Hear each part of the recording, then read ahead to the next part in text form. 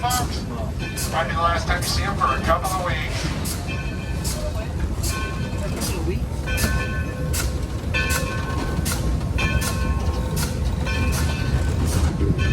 Welcome aboard the Yosemite Mountain Sugar Pine Railroad. It is a beautiful morning. Unlike last week at this point, it was about 100 degrees. So I'm sure that some of you, if not all of you, are very familiar with the California Gold Rush. All those people that came up here actually had to have places to live and places to shop. And so the logging boom began in 1874 with with California lumber, and then went all the way until 1960 with West Side lumber. The tracks are on right now, though. They belong to the Madera Sugar Pine operation, and they were in operation from 1899 until 1931. All of the equipment you see to the left side of the train, plus everything you are currently riding in, and the number 15 was doing steam-powered logging operations until 1960. I'm sure that you guys have noticed that a lot of stuff has been burned and broken. In August of 2017, we had the station fire, which started across the street from us here. It did come down, burn some of our equipment, but it did end up managing to burn over 12,000 acres. And then in January of 2021, we had a mono windstorm event. And for 7 hours, we had winds ranging from 50 to 150 miles an hour, knocking over thousands of trees. As we're looking across the valley to the top of the mountain, directly across from us, you'll see some trees that are a lot bigger than all the others. It's actually an elder grove of redwoods that was untouched by the fires, the logging, and the winds. And then as we pass the telephone pole, and still looking left down the valley, you'll see Mount Raymond. It has a granite top. Mount Raymond actually stands at 8,700 feet, and the train tracks for the Madera operation went around behind that mountain.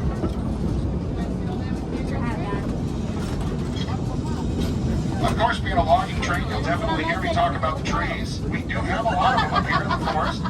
The first species that's up here, we do have 5 predominant ones. The first one's going to be the California black oak. Black oak is very interesting. It has a maple-like leaf, not a thorny one.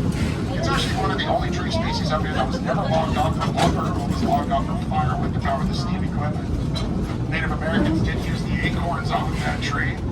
They would grind them up into a powder, soak out the bitter tannic acids in a river, and then they had a flour that they could bake with. They did actually bake cakes and cookies, believe it or not. Another tree species we have in abundance up here is going to be the incense cedar. Incense cedar kind of looks like a California redwood. It's got that long, reddish, stringy bark. It has a very interesting leaf that looks like needles, but it is not. It's actually called a scale leaf. That wood is very cherished for its aroma, for its anti-bug and anti-rot properties. There's actually a high likelihood that you have a box at home to keep your clothing in made out of cedar to keep all the moths away.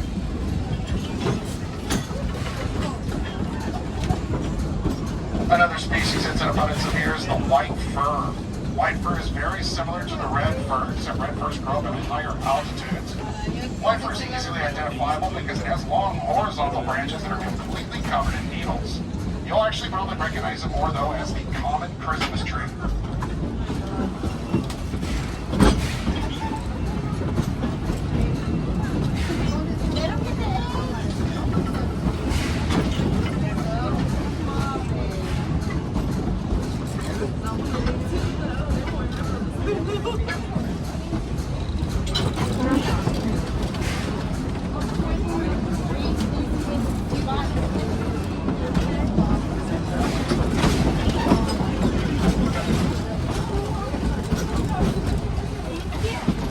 We're starting to enter Horseshoe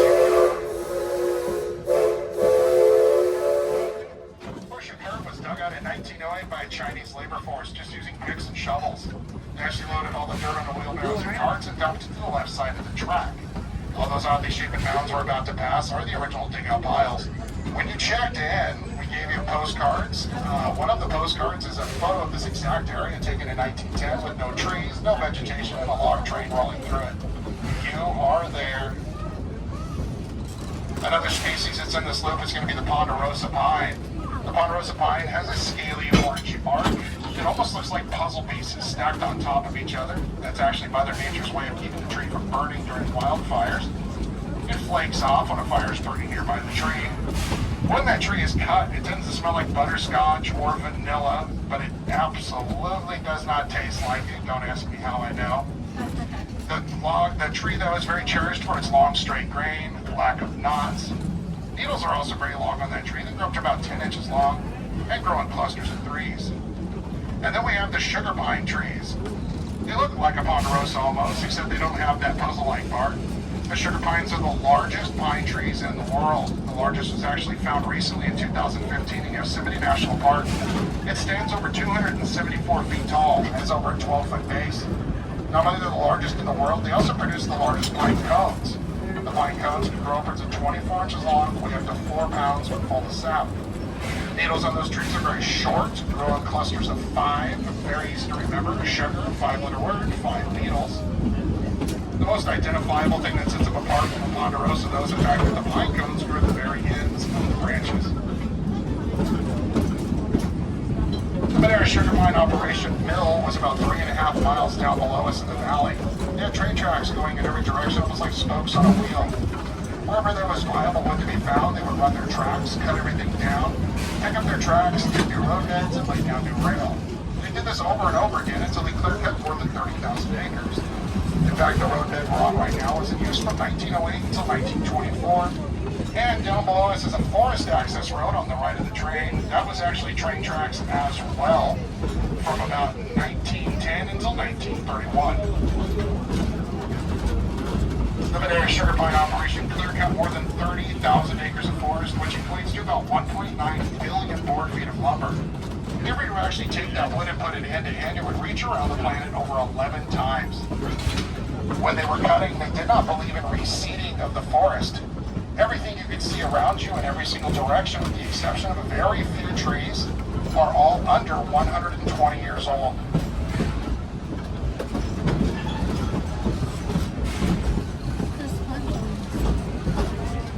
We are riding on what is considered narrow gauge track. Our rails are actually 36 inches from rail to rail. Standard gauge track is 56.5 inches rail to rail. Logging companies preferred to run narrow gauge track because they had to cut less forest and the trains could take much sharper turns. The number 15 that's pulling us is a narrow gauge Shea steam train. It is not a standard steam train that you would think of when you do think of a steam engine. Instead of the horizontal pistons that go to only a couple of wheels, we have 3 vertical pistons that go down to a drive line. That drive line goes to every single axle, powering pinion gears, making it a 12-wheel drive locomotive. The number 15 was actually built in 1913. It has a top speed of about 12 miles an hour, but can pull over 3,000 tons. We do run on reclaimed automotive oil, 10W20, 30, and 40. We generate our fire that generates our steam.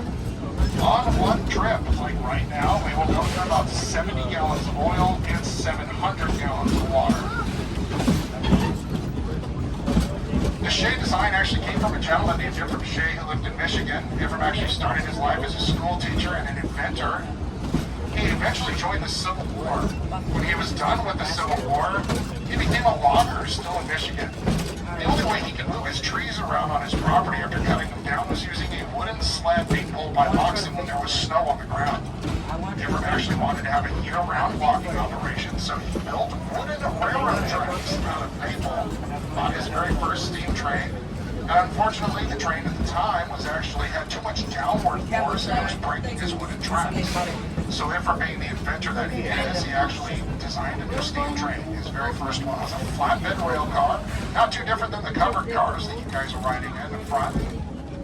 He put a boiler on it, ran a chain drive to the rear wheel, and eventually it became more refined to what is pulling us right now. He shared his design with Lima Locomotive Works in Ohio. Lima made about 500 Sheas in all sorts of different shapes, sizes, and gauges. And today there's under 100 Shea steam trains, with most of those actually being in museums. However, we have 5 on the West Coast. We have the number 10 and the number 15 here. Roaring Camp has 2 of them, and there's one up in Northern California they say runs, but actually doesn't. Lima Locomotive Works actually went from producing trains to producing tanks for the U.S. military.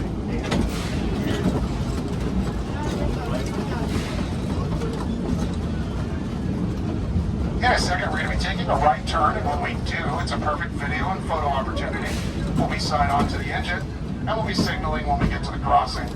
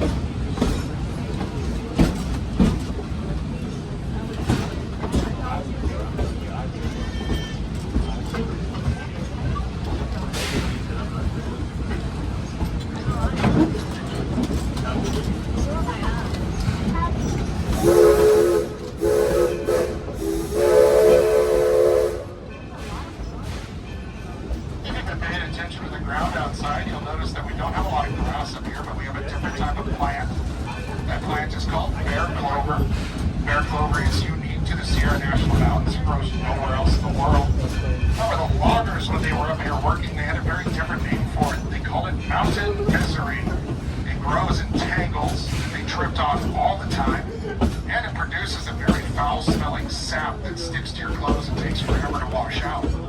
However, the local Native Americans, including the Miwoks and the Monos, actually did use the leaves. They would brew it to a tea when they had headaches, body aches, and pain. We actually now know today that the leaves have a very high content of acetylsalic acid, which is the main ingredient in aspirin.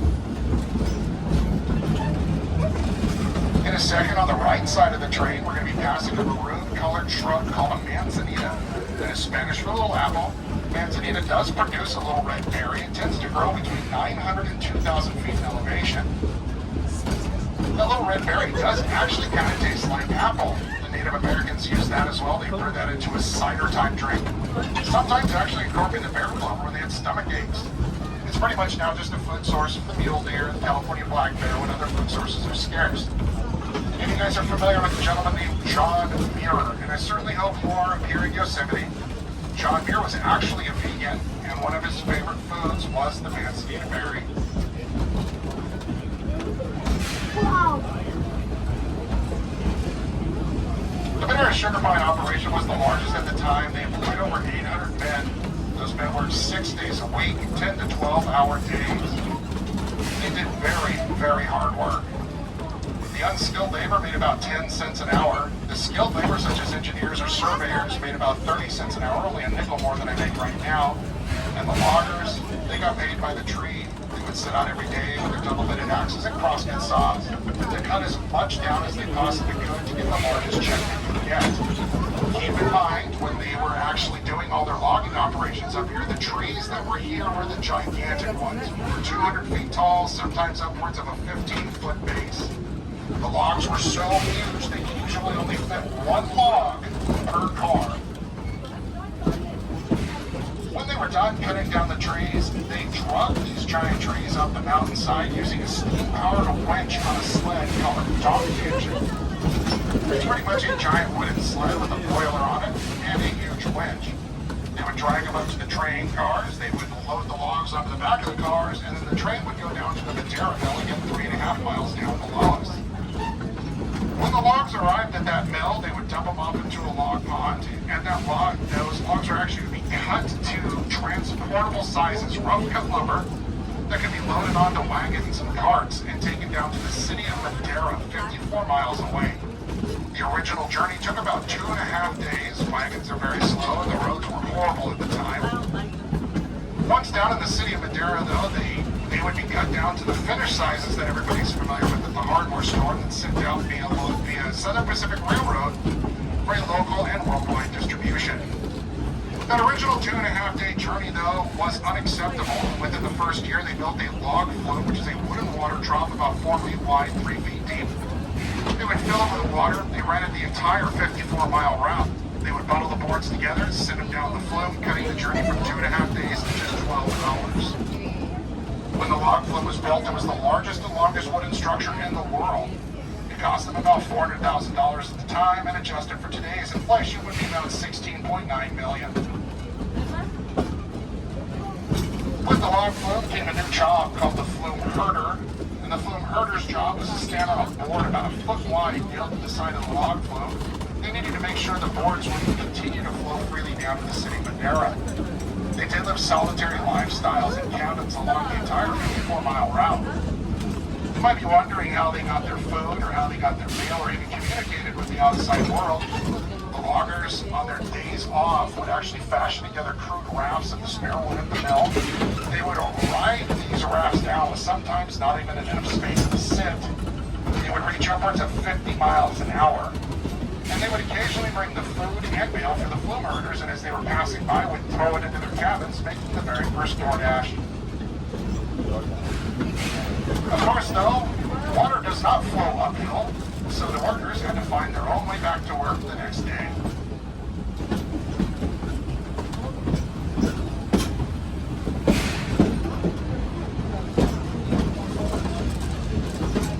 actually starting to reach the lowest point of our journey together. Hopefully not mentally, but physically we're about 500 feet lower than we first started, or the equivalent of a 50-story building. We're at the bottom of Lewis Creek Canyon, which has been named after Lewis Creek. That creek is to the right of the train, but almost impossible to see right now through all of the trees and vegetation. But don't fret. In a little while, we're going to be stopping up at our loop for about 10 to 15 minutes, and the creek runs right through the middle of it. And speaking of stopping, like I said, we will be stopping for about 10 to 15 minutes where you guys can get out of the train, wander around the woods, just make sure you don't go too far.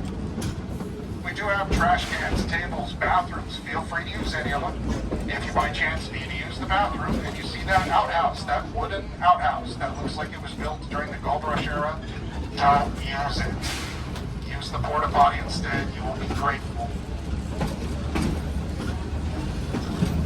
We've actually been coasting downhill this entire time. The 15 has not put much work in. In a second, though, we're going to be taking a left turn and climbing a 9.5% grade that is 9 feet up for every 100 feet traveled. That is very steep. Most modern locomotives couldn't even make that without a load, but the number 15 can pull 3,000 tons on this 9.5% grade. When we start to climb, though, it's going to start sounding like an actual steam train. We do a lot of noise, and I'm going to just let it do all the talking.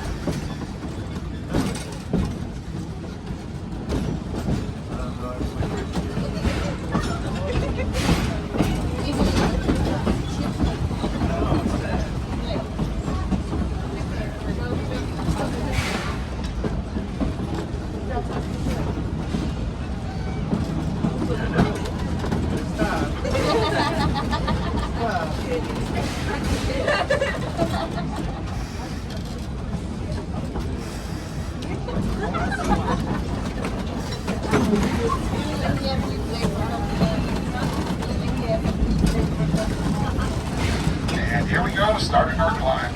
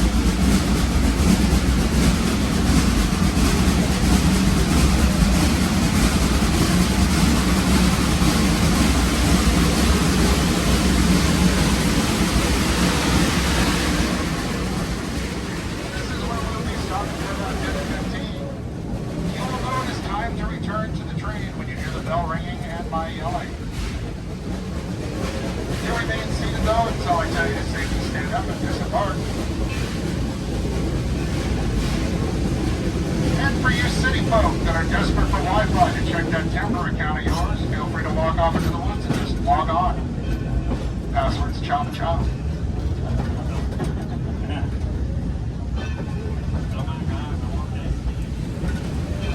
On a serious note, though, we have a lot of leave 'em rights. All those sticks, rocks, pine cones, bears, bobcats, random loggers, please leave them right where you found them. Do not take anything home with you.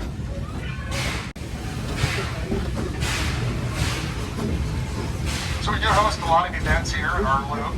That's why there's a stage and a bunch of benches. We actually, every Wednesday and Saturday, host what's called the Moonlight Train, which at 6 o'clock you meet up at the station and you have a full barbecue dinner, either steak, chicken, or vegetable, and you have a dessert, drinks. live music, and then we bring you down here where there's a fire burning and more live music. And then you come back in the dark. It's actually pretty incredible. We also every couple months host what's called the Jazz Train, where there's a live, huge, well-known jazz band that would be performing down here with an open bar. If you're interested in that, though, you cannot buy tickets through our website. You actually have to go to the Jazz Train site. It is not our event. They just rent us out. As we get down to the bottom here, we're going to be passing over an automatic switch. I'm only bringing this up, though, because every wheel that passes over it will make a loud clack noise. It's perfectly normal. And I have fantastic news for some, if not all of you aboard the train right now. I don't have a lot to talk about on the way back up, so enjoy the silence.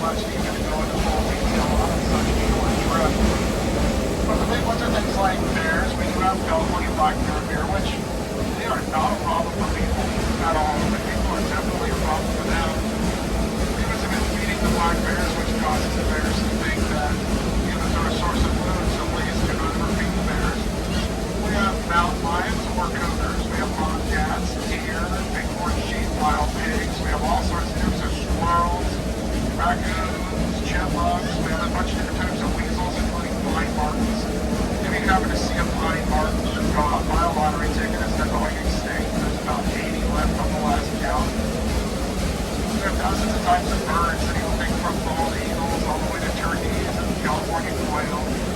We have a lot of amphibians up here, yosemite toads, frogs. Most of these creatures, though, are very elusive. The likelihood of you seeing anything other than maybe a squirrel on a trip like this is really low. They're afraid of the noise that the people generate, that the train generates. There's one creature that lives up here that's the most elusive of them all, and barely anybody's ever seen him, and that's actually my cousin Eric. You know him though as Bigfoot or Sasquatch. I think Eric's actually been hiding this entire time because he owes me a lot of money, and you happen to see him, tell him I'd like my money back. Nature is pretty crazy. In fact, I just heard recently that scientists are trying to crossbreed a cheetah with a crab. That actually makes me really nervous because that's something that goes sideways real fast.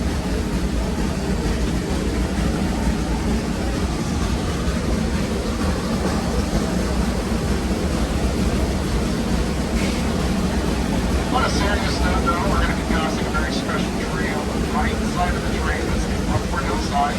I'll point it out as we go as we pass it. It is special, though, because in the late 1800s, early 1900s, a truck crew put a barrel on the side of the train tracks and an oak tree grew through it, making a steel band of it exposed on the outside of the train. Again, we'll be on the right side of the train, and the band you're looking for is going to be very close to the train and at about your eye level.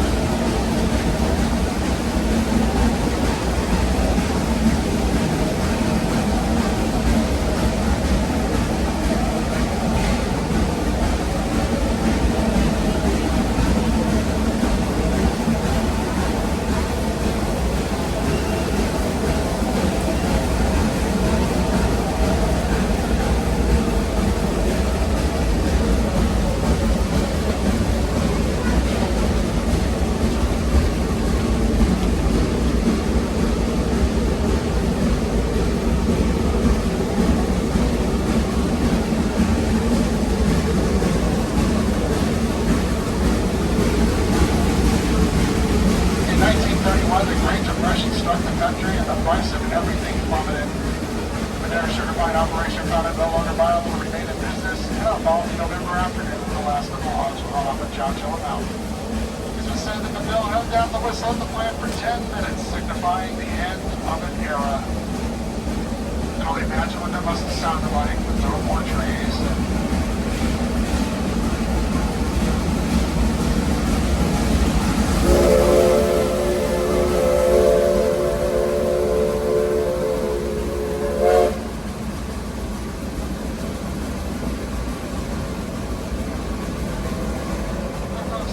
Time and our adventure together is going to slowly come to an end as we approach the station. I want to thank each and every single one of you for choosing that I've seen you part of your trip today. I certainly hope you had a good time. Each sure did give you a little piece of paper to fill out to let us know how we did, good or bad. Hopefully good. Don't worry though, we won't tie you to the tracks if you don't fill it out. We just like to know how we did. If you had a good time though, my name is Sean. If you didn't, my name is Bob. As we come into the station, though, please do remain seated until I tell you it's safe to stand up. I know this part is really important. When we disembark the train, make sure you get across that yellow line as fast as possible, as we will be moving the engine through the station after everybody disembarks. And don't forget, we still have our 2-year shops. We have food, and we have boat vending, and we have the History Museum filled with artifacts, one named Bruce, who knows everything there is to know about the logging operation. Feel free to pick this train.